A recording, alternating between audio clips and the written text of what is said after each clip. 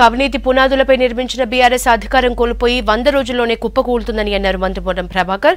నైతికంగా నియంతృత్వానికి వ్యతిరేకంగా ప్రజలు రాష్ట్రంలో కాంగ్రెస్ పార్టీకి పట్టం కట్టారని చెప్పారు. మహాలక్ష్మి పథకంతో నిర్వీర్యమైన ఆర్టీసీకి పూర్వ వైభవం తీసుకొచ్చామని చెప్పారు. త్వరలో 200 కొత్త బస్సులు కొనబోతున్నామని తెలిపారు. లోక్సభ ఎన్నికలు అయిపోగానే ఆర్టీసీలో 3000 ఉద్యోగాలు భర్తీ చేస్తామన్నారు పొన్నం ప్రభాకర్. పాలన దక్షత గల కాంగ్రెస్ పార్టీ అధికారంలో ఉన్నటువంటి దాని కారణంగా అన్ని కార్యక్రమాలను అమలు చేసుకుంటూ పోతా ఉన్నాం. ఇలా మేమంతా కూడా మళ్ళీ తెలంగాణ ఆకాంక్షలకు సంబంధించి తెలంగాణ ప్రజల యొక్క ఆలోచన విధానాన్ని ప్రతిబింబించే విధంగా భవిష్యత్తు పరిపాలన కొనసాగించడానికి జరిగే ప్రయత్నంలో నేను తెలంగాణ ప్రజలందరినీ కూడా 2 చేతులు జోడించి కాంగ్రెస్ పార్టీకి మద్దతు ఇవ్వమని అడుగుతా ఉన్నాం. విశ్వాసం ఉంచారు మా మీద. మొన్న నియంతృత్వానికి వ్యతిరేకంగా ప్రజాస్వామ్యాన్ని కాపాడాలని మీరు ఇలా కాంగ్రెస్ పార్టీని గెలిపించారు.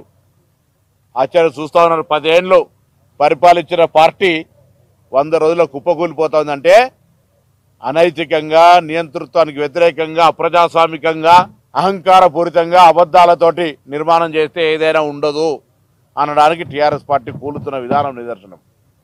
కాంగ్రెస్ ఒక బేసిక్ ఐడియాలజీ, అన్ని మతాలు, అన్ని కులాలకు సంబంధించి, అన్ని ప్రాంతాలకు సంబంధించి ఒక ప్రణాళికతోటి పోయేటువంటి పార్టీ. నాయకత్వం ఎవరున్నా ఏమున్నా ఒక విధానాలతోటి పార్టీ నడిచేటువంటి విధానంగా ఉంటుంది. ఇలా గౌరవ ముఖ్యమంత్రి గారు రేవంత్ రెడ్డి గారి నాయకత్వంలో కూడా నేను ట్రాన్స్పోర్ట్ మినిస్టర్గా నా శాఖకు సంబంధించినటువంటి ఆర్టీసీ 48 గంటల మహిళలకు ఉచితంగా ఇవ్వడమే కాక ఆర్టీసీ నిర్వీర్యం అయిపోయింది. 48-50 రోజులు సమ్మె చేస్తే పట్టించుకోలే. ఒక రిటైర్డ్ ఎగ్జిక్యూటివ్ డైరెక్టర్ను ఎండీగా పెట్టి 4 ఏళ్ళు నడిపినరు. కొత్త బస్సు ఒకటి కొనలే, కొత్త రిక్రూట్మెంట్ చేయలే. ఇలా దాదాపు 1000 బస్సులు కొనడమే కాక మళ్ళీ 2000 బస్సులు కొనే ప్రణాళిక. ఒక 3000 పైన చిల్లర ఉద్యోగ నియామకాలకు సంబంధించిన ప్రక్రియ.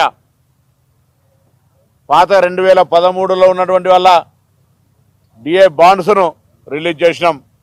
వాళ్ళకు పిఆర్సీ ఇచ్చినాం.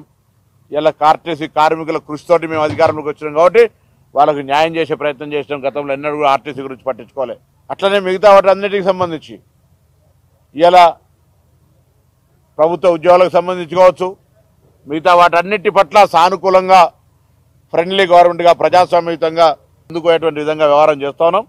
వీటన్నిటిని దృష్టిలో పెట్టుకొని ప్రస్తుత పరిస్థితుల్లో, రాజకీయ పరిస్థితుల్లో కాంగ్రెస్ పార్టీ గెలవాల్సిన ఆవశ్యకత ఉంది తెలంగాణలో అనే ఆలోచనతోటి ప్రజలు సానుకూలంగా ఉన్నటువంటి వాస్తవాన్ని జహీరాబాద్ నియోజకవర్గ పార్లమెంట్ ప్రజలు కూడా, అందులో ఈ అసెంబ్లీ హెడ్ క్వార్టర్కి సంబంధించిన వీళ్ళంతా కూడా సానుకూలంగా ఓటింగ్ పాల్గొని జరపాలని సందర్భంగా కోరుతూ భవిష్యత్తులో జరిగే కార్యక్రమాలు కావచ్చు, అభివృద్ధికి సంబంధించి కావచ్చు, సంక్షేమం కావచ్చు, ఎక్కడ కూడా మాట తప్పకుండా